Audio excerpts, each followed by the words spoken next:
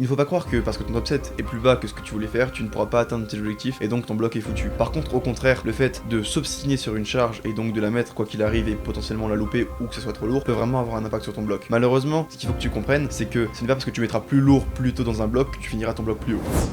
On se retrouve aujourd'hui pour une nouvelle vidéo et aujourd'hui je vais vous donner 5 tips pour ne pas overshoot ou undershoot pour les plus timides d'entre vous, même si je sais que la majorité de la community power a tendance à plus overshoot qu'undershoot.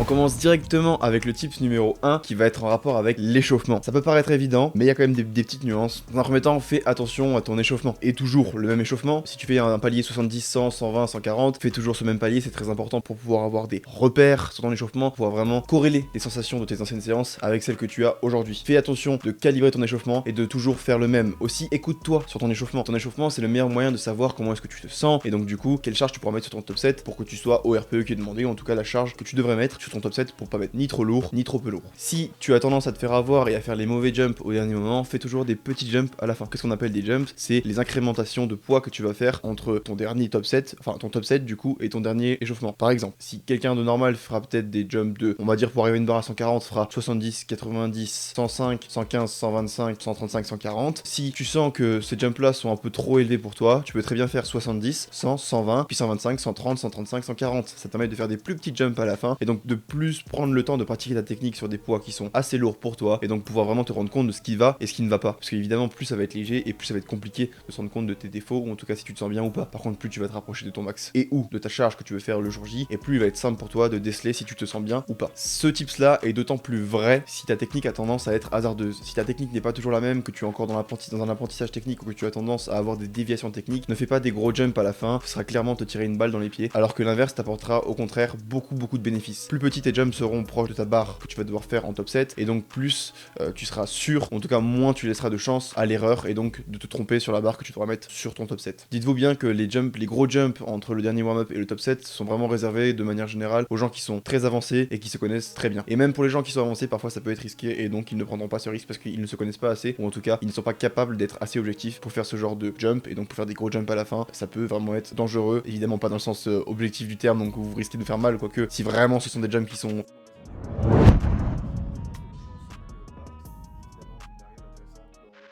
performance sportive et de l'entraînement pour s'améliorer. Point numéro 2, l'analyse. Alors, qu'est-ce que ça veut dire? Regarde tes progressions habituelles de semaine en semaine. Si d'habitude sur ton bloc, tu progresses d'environ 5 kg par semaine, ne t'attends pas à faire un jump de 10 kg sur la semaine actuelle. Ça n'a aucun sens. Donc, identifie les jumps habituels que tu fais sur tes séances, sur de semaine en semaine et de bloc en bloc, pourquoi pas. Sois objectif de ce côté-là. Ne t'attends pas à de fantaisie, ça n'arrivera pas. Et le meilleur moyen d'être objectif et d'être réaliste sur tes performances, c'est de prendre un jump qui est cohérent par rapport à ce que tu as l'habitude de faire. Aussi, tu peux très bien utiliser les autres séances de la semaine. Imaginons que par exemple tu as 3 séances de squat et que tu veux deviner ton top 7 au squat sur la séance numéro 3. Tu peux très bien utiliser la séance 1 et la séance 2 de la semaine qui était quelques jours avant au préalable et donc dégager une tendance sur comment est-ce que tu te sens cette semaine. Si sur les deux autres entraînements de la semaine tu fais plus 10 et plus 10, tu te doutes bien que du coup ton jump sur ta dernière séance par rapport à la semaine d'avant sera peut-être de plus 10. Et donc c'est facile de dégager une tendance et de te dire ah voilà, la semaine dernière j'ai fait 100 kg, cette semaine j'ai fait 110 kg. Là sur mon triplé, au lieu de faire 90, 95, je vais peut-être pouvoir faire 90, 100. De manière générale, cette formule fonctionne et du coup ça peut être utilisé. Évidemment, il faut faire attention parce que si vous vous sentez pas bien le jour J, ça peut vraiment être différent. Mais dans l'idée, pour dégager une tendance et pour avoir un ordre d'idée de ce que vous devez mettre comme charge sur le top 7 du jour, ça peut être évidemment très intéressant. Le tips numéro 3, fais attention aux facteurs externes. Alors quels sont les facteurs externes? Pour en citer quelques-uns, il y a notamment le sommeil, l'hydratation, la fatigue accumulée, l'alimentation, tous ces facteurs qui vont faire que tu vas pouvoir performer le jour J qui sont en dehors de l'entraînement. Analyse-les. De manière générale, ce sera pour toi souvent impossible d'être toujours exactement pareil sur tous tes facteurs. Il y aura des jours où tu dormiras moins bien, il y aura des jours où tu t'hydrateras moins bien, certains où tu mangeras moins bien, et ça c'est évident. Par contre, prends-le en compte. Si tu sors d'un week-end où tu es parti en vacances, tu as dormi 3 heures par jour, que tu n'as pas pu manger et que tu n'as rien bu, que tu n'étais pas dans une hygiène globalement qui est propice à la performance, ne t'attends pas à faire un gros jump sur ton top 7, ça n'a aucun sens. Reprends peut-être la charge que tu as fait la semaine dernière, ou alors fais un tout petit jump si vraiment tu te sens mieux, mais ne fais pas de folie parce qu'évidemment ça n'aura aucun sens. Il y a un outil pour monitorer, donc pour pouvoir vraiment te rendre compte de comment est-ce que tu te sens le jour jour J qui s'appelle Track, qui est utilisé sur le site de Reactive Training System. Quand tu rentres dans leur log, tu peux utiliser ces quelques petites questions qui vont pouvoir déterminer en fait ton niveau de fatigue du jour et donc pouvoir estimer si tu vas devoir faire des gros jumps par rapport à la semaine d'avant évidemment, des gros jumps, des petits jumps ou pas du tout de jump, voire même peut-être régresser si vraiment les conditions sont pas du tout adaptées. Aussi, il y a un petit test facile que tu peux faire, c'est un test de poigne. Globalement, la poigne, la force que tu as dans la poigne est vraiment représentative de ton état nerveux, même si j'aime pas ce mot-là. Si tu es vraiment en forme le jour J, tu vas pouvoir te rendre compte grâce à la force que tu pourras exercer dans ta poigne, car c'est un mouvement qui n'est pas du tout technique, qui n'est pas relié à vraiment un aspect de coordination intermusculaire et toutes ces choses-là qui peuvent venir sur un mouvement plus complexe. Mais comme c'est un mouvement très simple, le fait que tu puisses serrer plus fort ou moins fort sera vraiment représentatif de ton niveau de forme du jour et donc pourra t'aiguiller aussi sur ce que tu devras mettre en top 7 ou pas. Vous vous en doutez, après les facteurs externes, il y a les facteurs internes. Quels sont-ils? Les facteurs internes, pour en citer encore une fois quelques-uns, seront les douleurs, les gènes, comment se passe ton échauffement, dans quel environnement t'entraînes-tu, à quelle heure t'entraînes-tu. Toutes ces choses-là qui sont en rapport avec l'entraînement pur. C'est des choses qui vont évidemment avoir un impact sur ton entraînement. Si il y a un jour où tu dois t'entraîner à 20h après une journée de taf, bon ça c'est plus un facteur interne, mais à 20h alors que tu as l'habitude d'entraîner à 15h, que personne n'est à la salle, que tu es tout seul, que tu as des mal à te motiver, c'est des facteurs qui peuvent vraiment impacter ta performance et donc tu dois les prendre en compte. Il y a plus ou moins un outil pour monitorer ça et ça va être l'adaptation de l'entraînement. Donc c'est pas un outil aussi simple à utiliser que Track ou la poigne car ce n'est pas un chiffre qui va te dire si c'est bon ou pas bon, mais ça va être à toi d'être objectif et de savoir ce qui est nécessaire pour toi car tu vas pouvoir adapter ton entraînement, peut-être plus t'échauffer, faire des plus petits jumps à la fin, faire des plus grands jumps à la fin si tu te sens bien. Toutes ces choses là que tu pourras adapter sur ton entraînement directement au moment T car tu vas pouvoir te rendre compte de si tu es dans une condition qui est optimale ou non. Comme tu peux par exemple adapter le fait de t'entraîner un peu plus tôt si c'est possible pour avoir du monde, pour être peut-être dans un meilleur environnement pour performer, trouver une salle aussi où tu peux performer. Toutes ces choses là c'est des choses que tu peux adapter dans une certaine mesure en fonction des cas évidemment, mais il y a aussi des adaptations plus simples à faire comme le fait de s'échauffer comme je l'ai dit un peu plus pour prévenir une petite gêne qu'on a à un endroit ou alors vraiment se focus sur l'aspect technique qu'on met en place car ça peut avoir une répercussion sur les performances évidemment et le fait de un peu plus s'échauffer sur cet aspect là, de un peu plus forcer sur cette cue technique pourra te mettre plus en confiance pour ton top 7 et donc te permettre de performer plus et potentiellement de mieux choisir ta barre aussi parce que les gens ont souvent un objectif en tête donc ils vont se dire voilà par exemple je vais faire 190 kg et peu importe la warm-up ils feront 190 kg donc de manière générale le fait de te préparer autant que possible et d'être le plus fort possible te permettra évidemment de pas overshoot. Et enfin le dernier point que je répète souvent dans mes vidéos mais qui est extrêmement important ça va être d'être honnête. Si tu as tendance à overshoot et ben essaye d'undershoot. Si tu as tendance à undershoot essaye d'overshoot. Ça peut paraître bête mais c'est simple. Si de manière générale tu ne sais pas pourquoi tu overshoot mais que tu overshoot souvent essaye d'undershoot et il y a de grandes chances que ça te régule et que du coup tu sois juste comme il faut. Et l'inverse est aussi vrai. Même si comme j'ai dit les powers ont plus tendance à overshoot qu'undershoot. Évidemment c'est un peu un trait de caractère du power. Notre but c'est de mettre plus lourd donc c'est normal qu'on ait cette volonté de mettre plus lourd mais c'est là aussi où il faut être réaliste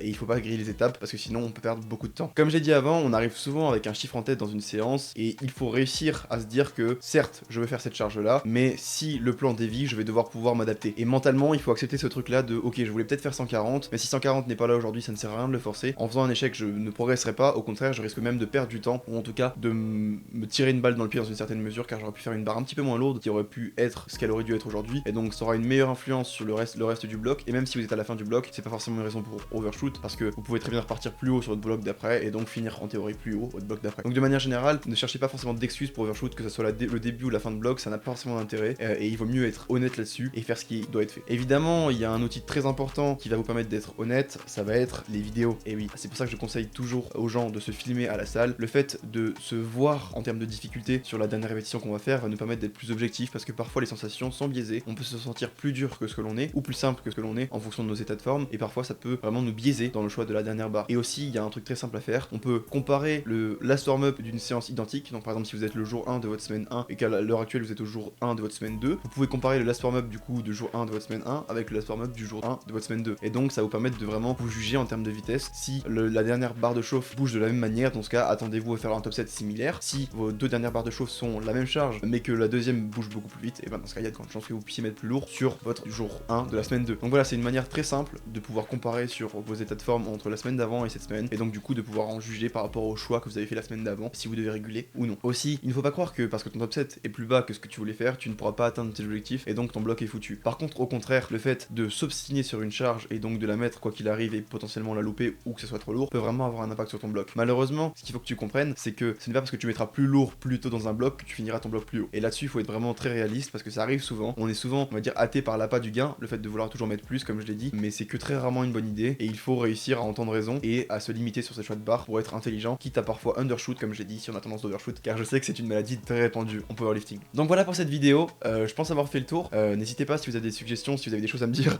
sur comment est-ce que vous vous gérez vous vos barres et vos dernières chauffes et du coup vos top sets à l'entraînement, c'est toujours intéressant de voir d'autres insights de ce côté-là. Comme d'habitude, n'hésitez pas à utiliser mon lien MyProtein qui est dans la description avec le code SBD Forever pour avoir des grosses réductions et vous pouvez aussi me soutenir, ça fait vraiment plaisir. Ce mois-ci, j'organise un jeu, donc si vous faites une commande avec mon code, n'hésitez pas à me l'envoyer sur Instagram et j'offre une consultation technique à la fin du mois pour une des personnes qui aura commandé avec mon code. Voilà, vous trouverez aussi la boutique Silent Worker dans la bio, il y a plein de nouveaux trucs qui drop en ce moment, on fait vraiment plein de choses avec Silent Worker, c'est grave cool et en plus de ça, il y a le Silent Worker Meet qui a été annoncé. Mais en tout cas, voilà, vous avez tous les liens dans la description, n'hésitez pas à mettre la petite cloche, vous abonner, liker comme d'habitude, tout votre soutien fait grave plaisir et c'est pour ça que j'essaie de professionnaliser la chaîne autant que possible.